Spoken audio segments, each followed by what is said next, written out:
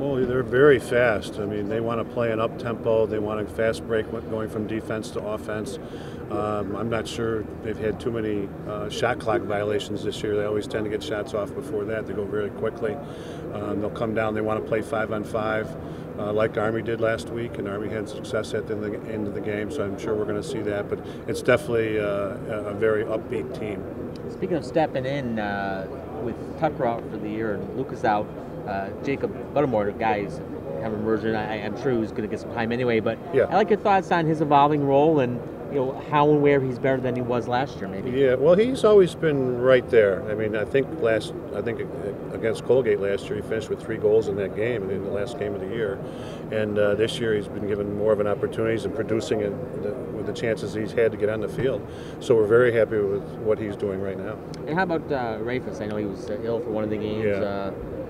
He was a guy, you expect a lot of. I don't think he has a goal yet this year, right? Yeah, no, we got to get more out of that position. He hadn't been feeling well. He's still a little bit sick right now, but we've got to get more production and get rid of the turnovers. Is it strictly the illness? I mean, that's a good question. We've been drawing the best defensemen each week, so that we expect more of the other guys, especially with Solomon getting a 2-man, the second cover guy. But no, we need to get more production out of the starting attackman. To track back on something you said about the freshman goalie you're expecting to see this weekend, is that like watching film of both goalies and this emphasizing on one, or how do you guys prepare for that scenario? Yeah, I think right now I haven't seen a particular weakness, so that we're not going to focus on one thing and then not knowing which goalie we're going to see. We hate to overemphasize shooting in a certain spot in the goal, so we're just want our guys to take good shots, high percentage shots, especially early in the game, and not let anybody get comfortable in the other goal. And I know you mentioned at the Colgate game you didn't really like some of the shot selection of the team, and then this past weekend ran into a red hot goalie. I guess how do you kind of evaluate the shooting?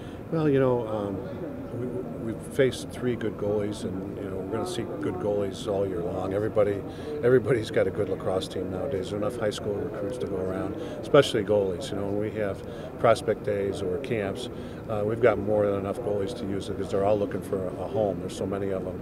So everybody's good today. So we've just got to take good shots, high percentage shots. And if we see a weakness in a goaltender, then we'll try to point that out, work on it more. But where you are in relationship to the goal, we would just want to take high percentage shots. You mentioned a couple of weeks ago that the team's clearing wasn't where you guys expected it to be to start the season. Yeah. A couple weeks removed, I guess how you guys have improved in that area. Much better. We surprised ourselves in that first game when they're clearing. If you look at stats from year to year, we're usually a pretty high percentage clearing team. So I don't know what went wrong in that game, other than some of the decisions we made weren't very good ones. Is there anything you refer back to, or like a drill you kind of go back on to just get to the fundamentals of making sure you guys can produce? For clearing? Yeah. A little bit. Coach Rogers will do something with the defense as far as cross-field passes, but you really have to get out there and do it full field and just do it over and over again, so the guys are comfortable in their positions on the field. Where does the Syracuse-Virginia game kind of stack up in your schedule? I mean, you play so many big games, but this is always a... Yeah, it's a big game, and it's always been a lot of one-goal games over the years playing UVA, and knowing the tempo that's going to be played, I think the guys look forward to that. And we're here in the Carrier Dome. We know the Cavaliers will be excited to come in, and we want to make sure that we play smart lacrosse. Last year, obviously you mentioned they were a one-goal game, a nail-biter for you guys. Kind of throughout the ACC play, it's sort of been like that. Do you expect the stretch of ACC games to kind of go that way again this year, starting with Virginia? I don't see why they wouldn't. Everybody's got some talent on their teams, and everybody plays differently. Some are faster than others, and we have to be able to adjust and play our game. Let's go. Okay. Coach John.